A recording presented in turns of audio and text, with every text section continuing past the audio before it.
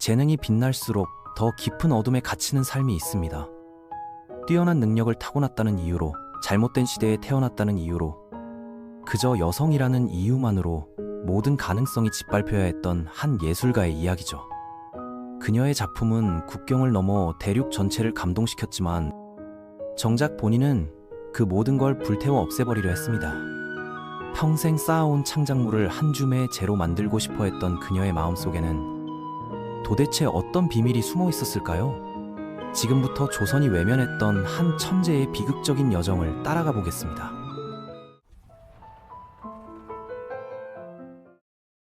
허난설연이란 이름을 이해하려면 먼저 그녀가 얼마나 찬란했던 존재였는지부터 알아야 해요. 본명은 허초이였습니다. 집안 배경부터가 예사롭지 않았죠. 아버지 허엽은 동인파의 중심 인물이었고 큰오빠 허성은 나중에 이조판서라는 높은 벼슬까지 올랐어요. 작은 오빠 허봉과 남동생 허균은 당대 최고의 문인으로 명성을 떨쳤습니다. 당시 사람들은 이 가족을 허씨 오문장이라 불렀죠. 한 가문에서 5명의 문인이 나왔다며 칭찬했습니다. 이런 문화적 환경에서 자란 허초이의 재능은 일찍부터 빛을 발했습니다.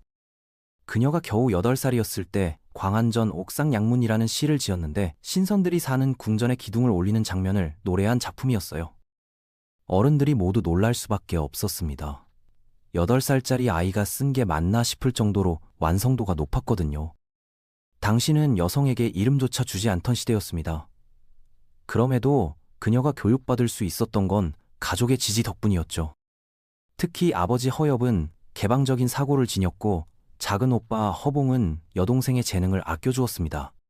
그래서 그녀는 송곡 이달이라는 당대 최고의 시인에게 정식으로 시를 배울 수 있었습니다. 자유로운 분위기 속에서 마음껏 재능을 키워가던 소녀. 그녀의 앞에는 오직 밝은 미래만 펼쳐져 있는 것처럼 보였습니다. 1577년 15살의 허난설연은 안동 김씨 집안의 김성립과 결혼하게 됩니다. 남편 집안은 6대째 연속으로 과거 급제자를 낸 명문가였어요. 겉으로 보면 완벽한 결합이었지만 이 결혼이야말로 그녀의 인생을 비극으로 몰아넣는 시작이었습니다. 무엇이 문제였을까요? 시대가 문제였습니다. 시댁은 전형적인 양반 가문이었고 며느리가 책을 읽고 시를 쓰는 걸 좋게 볼 리 없었죠. 남편 김성립 또한 자기보다 훨씬 똑똑하고 재능 있는 아내 앞에서 심한 열등감을 느꼈다고 합니다. 그는 과거 시험 준비를 핑계로 집을 자주 비웠습니다. 허난설연은 혼자 외로이 남겨졌죠. 그녀는 시규원가에서 이렇게 고백했습니다. 한양거리에서 풍류나 즐기는 경솔한 남자를 꿈처럼 만나 마음 졸이기를 얇은 얼음판을 밟는 것 같았네. 사랑받고 싶었지만 외면당했고 재능을 펼치고 싶었지만 억눌려야 했던 여인. 그녀에게 남은 유일한 위로는 아이들이었습니다. 하지만 운명은 그 마지막 희망마저 잔혹하게 빼앗아갑니다.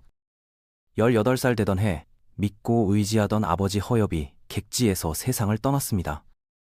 그리고 곧이어 애지중지 키우던 어린 딸이 전염병으로 세상을 떠났습니다. 이듬해에는 아들마저 죽음을 맞이했습니다. 사랑하는 두 아이를 잃은 젊은 어머니. 그녀는 무덤 앞에서 시를 썼습니다. 제목은 곡자, 자식의 죽음을 슬퍼한다는 뜻이었죠. 지난해엔 소중한 딸을 보냈고 올해엔 아들마저 떠나보냈네. 슬프고도 슬픈 광릉 땅에 두 무덤이 나란히 서 있구나. 너희 남매의 가엾은 혼은 밤마다 함께 어울려 놀겠지. 비록 뱃속에 또 다른 생명이 있다 하나 어찌 무사히 자라나길 기대할 수 있으랴. 그녀는 그 아이마저 유산하게 됩니다. 설상가상으로 가장 의지했던 작은 오빠 허봉이 귀양지에서 죽고 남동생 허균도 유배를 떠났습니다. 남편의 냉대, 시댁의 무시, 가족의 죽음까지 더해지며 그녀의 인생은 온통 상실로 가득 찼습니다. 1589년 27의 허난설연은 자신의 죽음을 예감하며 마지막 시를 남깁니다. 꽃잎 28송이 붉게 지니 달밤의 찬 서리에 차갑기만 하구나. 그리고 그녀는 자신의 모든 시를 태워 없애달라는 유언을 남깁니다. 하지만 그녀의 시는 사라지지 않았습니다. 남동생 허균이 누나의 시를 몰래 베껴두었고 훗날 중국 사신에게 보여주었습니다. 그 시들은 곧 중국 전역을 뒤흔들며 조선의 여류 시인 허난설현을 세상에 알렸습니다. 아이러니하게도 그녀가 지우고 싶어 했던 고통의 기록들이 그녀를 영원히 남게 했습니다. 시대를 앞서 태어났다는 이유로, 여자라는 이유만으로 짓밟혀야 했던 천재 시인 허난설현. 그녀의 시는 비극 속에서 태어났지만 그 비극 덕분에 영원히 빛나게 되었습니다. 그녀의 이야기는 우리에게 묻습니다. 위대한 예술은 고통 속에서만 태어나는가? 허난설현처럼 역사 속에 잊힌 수많은 영혼들의 눈물은 지금도 여전히 우리에게 깊은 질문을 남깁니다.